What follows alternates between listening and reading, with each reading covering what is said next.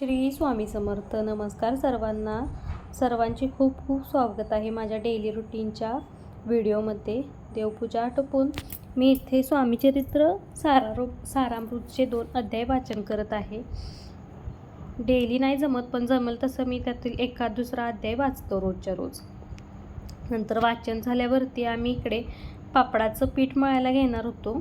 त्यासाठी मिरे चेचून घेतले. उडदाचे पापड करायचे ठरवलेले आज.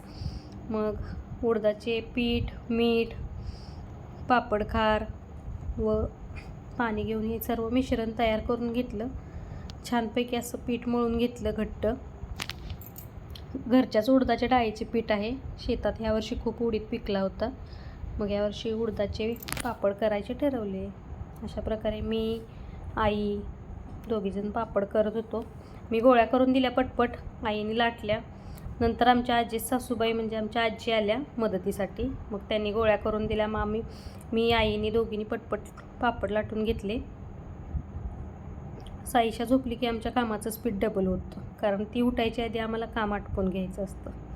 पण असं झालं नाही. ती आली शेवटी आमच्या मदतीला. बघायची कशी पापड लाटते मस्तपैकी. तिच्याशिवाय आमचं कामच पूर्ण होत नाही. पापड लाटायचे आहेत, सुकट टाकायचे आहेत. हे बघा चालले सुकट टाकायला.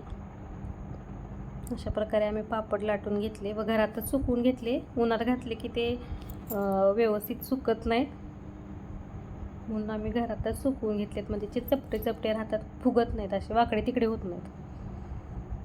हे बघा पापड लगेच मम्मा भाजून दे पापड, हिला पापड भाजून हवेत. मग आम्ही 2-4 पापड तळले. सुकल्यावर पापड छान झाले होते.